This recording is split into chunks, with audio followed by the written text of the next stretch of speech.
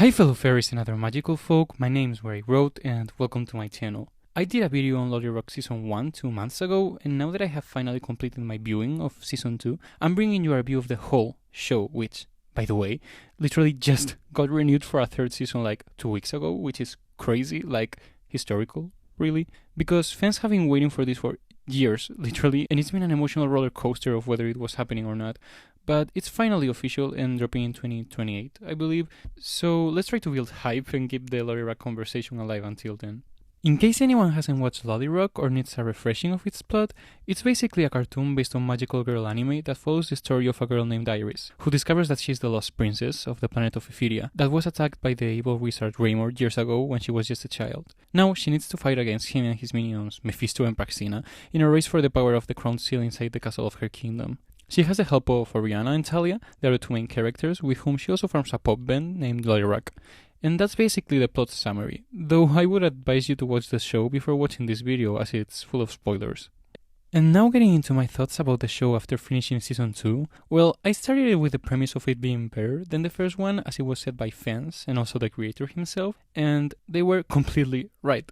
Even though the show still suffers from a lot of the same problems that it did on Season 1, like the lack of continuity, awkward face expressions and animation, bad script, poor exploration of the musical aspects of the show, it's definitely on a much weaker level. Even though they have almost the same characters as in Season 1 and they're following basically the same plot of them being pop stars while trying to recover the Oracle gems from the crown in a race against Raymore, you can really tell the difference. Like, you can see that they did an effort to improve these aspects in this second season, even if they're working with the same Monster of the Week restrictions that they did in Season 1. They got really clever with how to bypass them and give us more plot. Like, they play with secrets and memory loss to be able to not make permanent changes to the mid-season status quo, and in general I feel like they got more into the psychology of the girls, making them more of the main characters of the episodes rather than just introducing so many random episodic ones. Also, they made 3 pairs of episodes that function as singular stories that are the best that the show has ever been at. Like, this revealed the true potential of Lolirock, so I want to talk about them first of all. First, we have the Princess Brenda episodes, which, even if they're called like that, are really about Iris' struggle with balancing her magical girl life with her relationship with Nathaniel. And really, this plotline is present in many moments throughout the season, and I low-key think it's the best part of it. It's so classical magical girl, and it really makes the responsibility the girls have feel like it has real weight. In general, I feel like in these 2-parters, the characters finally take their lobotomies off. Like, they suddenly just get deeper feelings, act smarter, and overall feel more real, which is a problem in the rest of the episodes of the show, in which I feel like it's easier to get bored because there are really no underlying plots stitching everything together and getting you hooked about wherever small advancements may happen, which is something that I feel like other Monster of the Week shows do achieve, so it's not really an excuse. The problem here is probably more the fact that the network asked the crew members to make episodes that they could air in any random order, which is much more limiting. But anyways, back to these 2 episodes, they end with Nathaniel discovering Iris' true identity, and it's such a good scene. A part of me wishes that it would have stayed like this, but I also get that it wasn't possible because of the non-linear episodes rule, and because it would have resolved their plotline before it was the right time to do so. So I'm fine with the time turning back thing. It's still really sweet because Iris does stay with the memories of that happening, and it shows her maturity, sacrificing this moment with Nathaniel for the greater good. And these 2 episodes also just make Iris and Nathaniel's relationship something to care for, because up to that moment, Nathaniel hadn't really done anything in the show apart from being hot. But seeing him get sad and actually start having conflict with Iris because of her behavior, but at the same time letting himself be disappointed every time because he loves her so much that he can't help it, it just makes me feel really sad for him. And, well, also for Iris, because it's not really her fault that she has these responsibilities. So, yeah, they're just really cute overall, and I love that this season shows that they have really tender feelings for each other more than just simple attraction. Like, you can tell that there's a real bond there. Then we have the In the Name of Lev 2-parter, where the guy that appeared at the end of Season 1 comes back to trick Iris with a fake message from her dad into going to Ephyria to get attacked by Raymore. And I think this one might be my favorite. And not really because of Lev, who I honestly don't really care for, but again because of Iris in this episode. Even though maybe she's too quick to distrust her own friends, I really like how she's written here. I love that we see her inner conflict and how much meeting her parents means to her, to the point where she puts herself at risk. I also really liked how tightly knit the manipulation was to really make the princesses believe the message, instead of just going out of character and plot convenience, which is something that I feel like the show would have done in its first season. But with how it plays here, it makes total sense that they will go with it, and it's nice seeing the princesses be mature. They have conflict with each other, but you can still feel the bond and the love that they have. Like, it was so in character for Iris to trust Talia and wait for the call with Azira. That made me go like, those are my girls. I love them. Then, like I said, the left character stuff was kinda annoying because, honestly, who cares about him? And it was too fast of a shift to him turning good at the end, like, way too fast, to the point that it became kinda comical how serious his interactions with Iris were, when we just aren't shown anything that justifies the relationship that they seem to have. Like, they literally just met for some hours last season, but the writers really thought they were in this up with the level of intensity that they brought in their dynamic. Still, even if I don't like Lev that much, I really like the feelings that he makes Iris go through, and also, in general, I always like a good episode of the protagonist having a weird tension with someone other than the main romantic interest. And well, apart from that, I just felt like these episodes had a lot of internal logic, which is something that the show doesn't usually have. And also, they had really good pacing, the best that I've seen from the show, I think. They kept me engaged at all times, but it didn't feel overstimulating at all, which is a problem that I think the next two-parter, which is called Crowning Glory, suffers from. These two episodes, which also serve as the season finale, have some major flaws, I believe. And I'm mainly talking about episode 26 here, because in my eyes, episode 25, which is about Iris having to deal with the imminent future of having to leave Nathaniel behind to return to Ephyria once the crown is restored, is just perfect. But the issue here is that episode 26 feels so rushed because they gave episode 25 the right time to develop and to separate everything that happens on Earth from the action that takes place in Ephyria.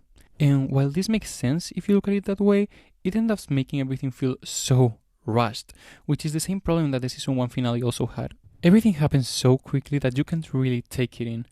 Like, Mephisto literally, or presumably, dies in this episode, but it's only like a 30-second scene with little build-up, and squished between Iris going Shanila, the search for the last gem, Greymore becoming more powerful, Iris' reunion with her family, Isira's medallion being lost, peace being restored, Iris going back to Earth.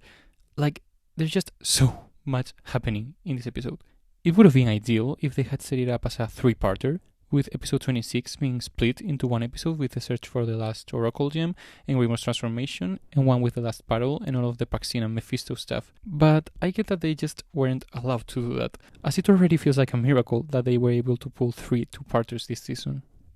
But well, and then at the end when they defeat Greymore and Iris reunites with her family, it's also so rushed to the point where it's comical. Like, they just did 3 still images to not have to animate it and save money in episode runtime, I guess, and called it a day.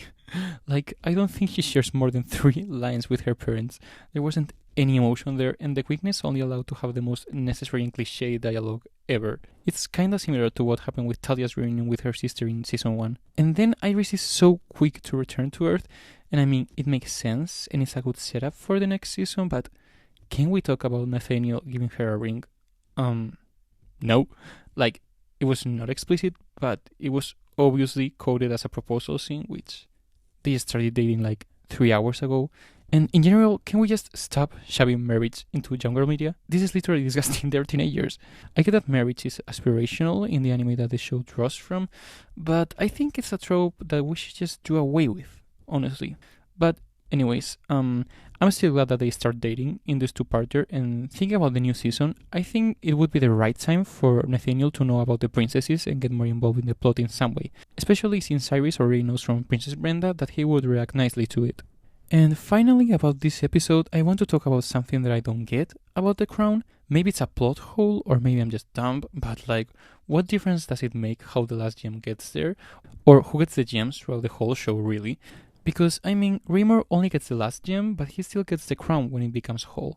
So, if the last gem would have gotten there on its own, wouldn't the same thing have happened? Like, the crown would free itself and Greymore would be the only person there, so he would just have gotten it. It would be different if Greymore only used the power of the gem that he stole, but he used the whole crown. So, in the end, it didn't really matter that all of the other gems were covered by the princesses. I don't know. Please tell me what you think about this down in the comments, because I'm really confused about it. Okay, and now apart from these special 2-parter episodes, I feel like there were a lot of ordinary ones where the show also shined.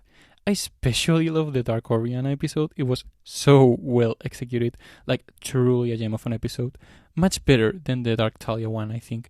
Because in Oriana's case, the episode was linked to one of her weaknesses as a person, while Talia's didn't really involve any of her conflicts. In general, I think that Talia doesn't really shine in this season, which is a shame since she's my favorite.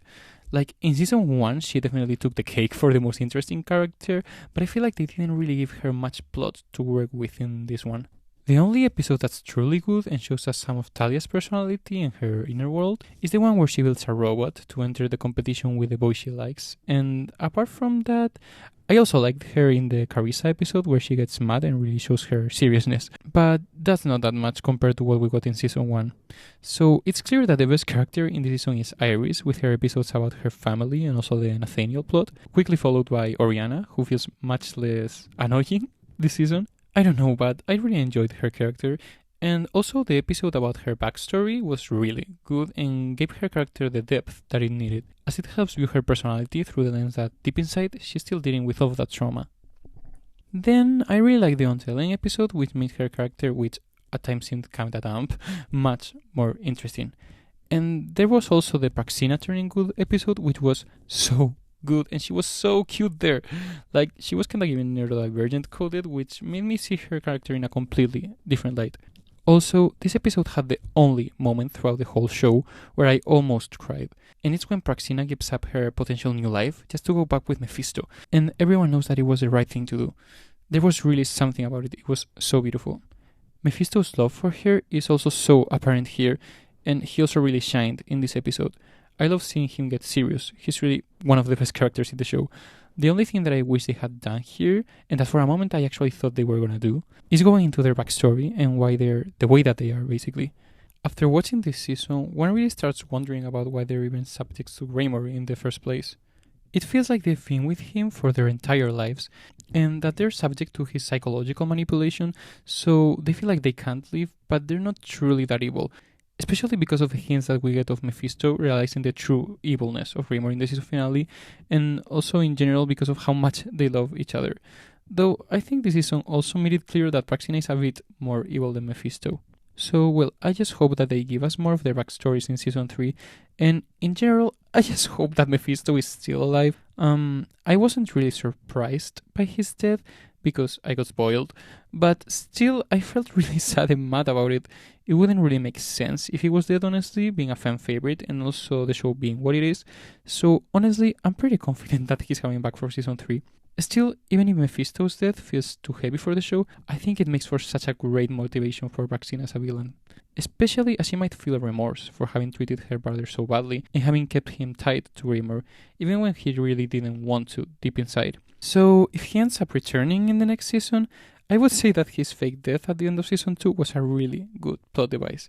But if he doesn't, I would be completely devastated. Then, about the music, I must say that I was pleasantly surprised by the new songs in general. I think I like them a lot more than the season 1 ones.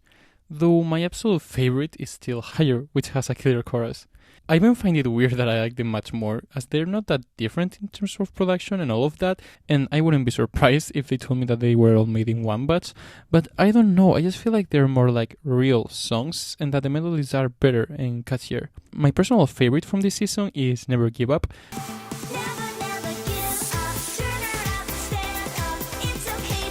Which kinda has good lyrics and a really catchy chorus. Then I also love Reach the Stars, as we saw the girls working on its composition, and I don't know, I love that it begins with the guitar, which makes it really memorable amongst the other songs. As your best friend, stepping outside. Wait! The bridge just isn't working for me. Out on your own. As for my hopes for the season 3 music, I wouldn't really mind it if they kept the same singer, as I've already warmed up to her, even if she wasn't my favorite at first, and she definitely makes for a unique sound. But I would love it if they finally gave Oriana and Talia their own singing voice actresses. And also about the musical aspect of the show in general, which was one of my biggest complaints in my last video, I'm really glad to say that they improved it so much. We see the girls doing some songwriting, brainstorming for ways to improve their musical career, practicing, and in general just having many more scenes relating to music and the group, with some concerts being key elements of some episodes' plots. Still, I think this could be brought further even more, as we still don't really know why they're in a group in the first place instead of using all of their time to practice magic, because they just completely did away with the music magic aspect of the first episode. So I hope maybe they can bring this element back in season 3, as they're already going on a world tour and all of that, so their music reaching people to protect them against Praxina could be a cool thing to look into, maybe. But well, I don't want to downplay what they did because the musical aspect does feel much more better integrated in this season, making everything feel more grounded and coherent. And I feel like they did the same thing with the magical aspects. Like, we get to see the princesses interacting a lot more with magical stuff this season, and we see them training a lot more and struggle with magic usage, which I think is very cool. I also want to mention something that I forgot in my first video, and it's that I love the speaking voices that the princesses have. Their performances are really dynamic and energetic, and I'm particularly so happy that they went for a really young-sounding voice for Talia, instead of giving her the default deep one would expect for her. I think the young voice that she has really makes the viewer understand her character of a kid who has been forced to mature because of life, but that's still just a scared kid deep inside. Another thing that I forgot to talk about is the fashion, which though at many times is too 2010s for my liking, sometimes there are some outfits that I adore, especially with the stage ones. My favorite one is Talia's when they do the white and black and color accents with stars outfits for Celebrate and Reach the Stars. It looks so good on her, and I'm obsessed with her bangs here. Like, they're truly peak design. They look so pretty. But now, I also have to talk about some aspects of the season which I didn't really like. And the main thing here that we need to touch on is the Lyna and Carissa thing, because where are they? Like, I would say they were the thing that I was the most excited about when I started watching, and they just don't really do much, if anything, at all. Like, they only appear in 8 episodes out of 26, which is a really low number, considering that they're princesses as much as the main trio. It was way worse than I expected. And then the episodes where they do appear are honestly not very good, starting with the fact that they have too much of a cartoony personality, so they feel less real than the main trio. And even in the episodes in which they take the leading role, they don't really show much conflict, like they kinda stay one note. Though this is more pronounced in the case of Lyna, I think. Her plot in the 2 episodes where she's the main character doesn't really have a conflict related to her struggles at all. In the case of Carissa, at least we see her dealing with her impulsiveness and quick temperament in a way that makes us understand her. But with Lyna, we don't get any of that. Maybe a little in the doll episode, but in the strawberry one, where Talia and Carissa are not present and which is supposed to give her the most spotlight, we get nothing. Like, she's there and she helps and has lines, but we get no real plot about her character, which is a bummer, since I adore her design and personality. Still, about these two, at least their transformations are really pretty. Even if they're short, I kinda like them better than the other ones because they don't suffer from the CGI trace feel that they have. And one last thing about them, am I the only one who thinks purple doesn't fit Carissa at all? Like, I get that it was the next obvious color that was left, but I don't know, I think red would suit her personality a lot more. Purple is associated with mystery, royalty, and the mystique, and that's, well, obviously not her, right? Maybe it would work better for Lyna, but I do really love the mint green color for her, and I do think it suits her personality. Now, with all of that being said, I'm so excited for Season 3 and for the changes that it may bring. The thing that I hope for the most is that they can do away with formulaic plot structure and that we can get a real story progression, even if we still get some most of the weak plots. Just being able to have the subplots advance and have little scenes and notes between episodes would elevate the show so much and really make it great. Because where we left off, even though it's good and definitely better than Season 1, it still has some really boring moments where it really dawns on me that, like, okay, I'm watching something made for kids. And I think that Lolirock has a lot more potential than that, as shown by what we saw here. And well, apart from that, what I'm about to say might sound kinda out of pocket, but you can really tell that Lolirock was made before the wave of all the queer-inclusive cartoons that follow the Steven Universe footprint.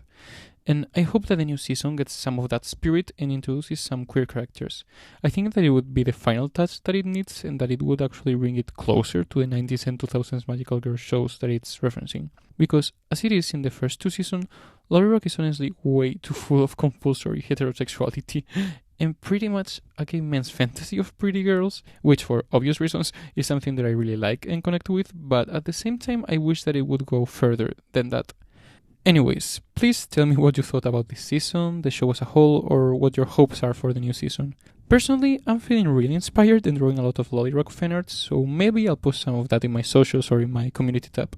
I hope you enjoyed the video, and please leave a like, subscribe if you're not, and comment if you feel like it, because it really helps the video out, and also because it helps me out in feeling like I'm not talking to a wall. I always love reading what you guys think. I'll see you in another one. Bye!